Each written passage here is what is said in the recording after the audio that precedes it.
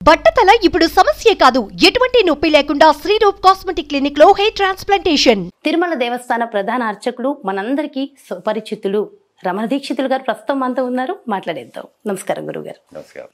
అయితే గురువుగారు, నిజంగా ఏడుకొండలవాడ వెంకటరమణ గోవింద గోవింద అని అంటే ఆపదల్లో ఉన్న వాళ్ళకి అలా రక్షిస్తూ ఉంటాడు వెంకటేశ్వర స్వామి.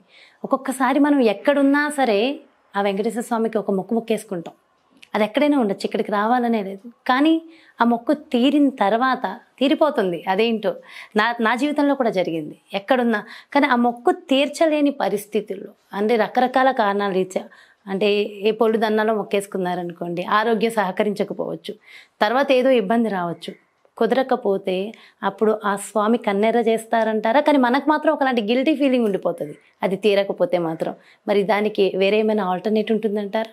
స్వామివారిని మన తల్లిగా, తండ్రిగా, తాతగా కొలిచేటప్పుడు ఇవన్నీ పెద్దగా లెక్కకు రావమ్మా. ఇవి అంటే మనం చేయలేనప్పుడు, చెయ్యకపోవడం వల్ల ఏదైనా అపచారం జరుగుతుందనే ఒక గిల్టీ ఫీలింగ్ ఉండొచ్చు. కానీ వేరే కారణాల వల్ల, అనివార్యమైన కారణాల వల్ల మనం మొక్కుబడి చెల్లించుకోకపోవడం వల్ల దీనికి మన పెద్దవాళ్ళు ఒక చిన్న కిటుకు పెట్టారు. ఇలాంటి మొక్కుబడి ఉంది, మొక్కు తీర్చుకోలేకపోయామంటే స్వామివారి హుండీలో అపరాధ కానుక అని ఒక కానుక వేసేస్తారు. అంటే వడ్డీ కాసులు పడు కాబట్టి వడ్డీతో సహానా అపరాధ కానుక. అంటే పుల్లదండాలు పెడతామనుకున్నాము, ఆరోగ్య కారణాల వల్ల వీలు పడలేకపోయింది, లేకపోతే ఇక్కడ టికెట్లు పెట్టారు ఇప్పుడు అది లేకపోయింది, కానీ వెళ్ళిపోవాల్సి ఉంది కాబట్టి చేయలేకపోయాము. అప్పుడు స్వామివారికి దర్శనానికి వెళ్ళినప్పుడు ఒక అపరాధ కానుక ఒక 100 రూపాయలు స్వామివారిని మొక్కుబడి, నేను చేయలేకపోయాను తండ్రి, నన్ను క్షమించు మనస్ఫూర్తిగా వేడుకొని స్వామివారికి అపరాధ కానుక పెట్టేది. నిజంగా జెన్యున్ రీజన్ ఉంటే తప్పకుండా స్వామివారు దాన్ని స్వీకరిస్తారు. సో ఇది నోట్ చేసుకోవాల్సిన అంశం. సో ఖచ్చితంగా, ఎందుకంటే మళ్ళీ అందరూ మొక్కేసుకుని కుదిరినా సరే చేయకపోతే మళ్ళీ అది కాస్త ఇబ్బందికర వాతావరణం. అయితే గురువుగారు, స్వామివారికి తలనీలాలు స్త్రీలు పూర్తిగా తలనీలాలు సమర్పించవచ్చు అంటారా? కొంతమంది సమర్పించాలి అంటున్నారు, కొంతమంది వద్దు అంటున్నారు. మీరేమంటారు? అది వారి వ్యక్తిగతమైన విషయాలమ్మా. అవన్నీ స్వామివారి ఏమి తలనీలాలు ఇవ్వమని అడగరు. అది అప్పట్లో ఒక సుప్రీం సాక్రిఫైస్గా మన యొక్క అహంకారాన్ని, అహంభావాన్ని, ఎందుకంటే మనం తల వెంట్రుకలు మనకు ఒక అందానికి ప్రత్యేకగా మనం ఎంతో దాన్ని కష్టపడి పెంచుకుంటాం, దానికి ఎన్నో సుగంధ ద్రవ్యాలు వాడతాము, దాన్ని ఎంతో కష్టపడతాం. కాబట్టి అటువంటి దాన్ని మనం స్వామివారికి ఇవ్వడం వల్ల మన అందమైన స్వరూపాన్ని కోల్పోతున్నాం. కాబట్టి అది మన అహంకారాన్ని మేము స్వామివారికి సమర్పించుకుంటున్నాం అనే ఒక భక్తిభావంతో స్వామివారికి సమర్పిస్తున్నారు. అది కాకుండా ఒక ఎక్స్ట్రీమ్ సిచ్యువేషన్స్లో ఒకరికి ప్రాణాపత్తులో ఉన్నారు, ఒకరు దీర్ఘకాలికంగా వైద్యం తీసుకుంటున్నారు, లేకపోతే ఇంకొక ఎక్స్ట్రీమ్ కండిషన్. అటువంటి సమయంలో ఇంకా ఏమి తెలియకుండా వాళ్ళు మొక్కుకుంటారు. నేను తల మీద వారిని కాపాడితే తలని నేను సమర్పించుకుంటానని అలాంటి సమయంలో సమర్పించుకుంటారు. కుబేరుడికి స్వామివారు అప్పు ఉన్నారు అని చెప్పేసి చెప్తూ ఉంటారు. ఆ అప్పు ఇంకెప్పటికి తీరుతుందంటారు? ఏ విధంగా తీరుతుందంటారు? స్వామివారికి అప్పు ఇచ్చేది ఎవరన్నా? కుబేరుడు ఉత్తర దిశగా అధిపతి అష్టదిక్పాలకుల్లో. నేను ఇంతకుముందు చెప్పాను స్వామివారి చుట్టూ పరివార దేవతలు ఉంటారని.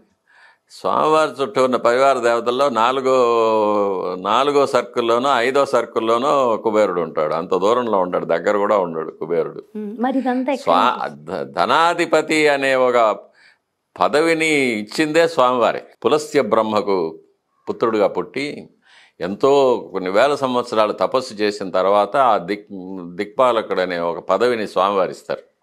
అది ఉత్తర దిక్కుకు నువ్వు అధిపతిగా ఉండు, నువ్వు ధనాన్నింటినీ కూడా, ధనమంతా కూడా నీ దగ్గర ఉంటుంది, ఖజానా నీ దగ్గర ఉంటుంది, నవనిధులు అవన్నీ కూడా నీ దగ్గర పెట్టుకో అని స్వామివారు అనుగ్రహించి ఆయనకు ఆ పదవి ఇచ్చారు. స్వామివారికి అప్పివ్వడం ఇవన్నీ పురాణాల్లో వచ్చిన కథలు ఇవన్నీ. ఇది ఆయా క్షేత్రాన్ని ప్రబలంగా చేయడం కోసం అక్కడ ఉన్న స్వామివారి చుట్టూ కథలు అల్లడం, ఇలా చేస్తే అలా జరిగిందని. మహాలక్ష్మి స్వామివారిని వదిలి రావడం అనేది అవన్నీ కూడా మనకు కొన్ని, అంటే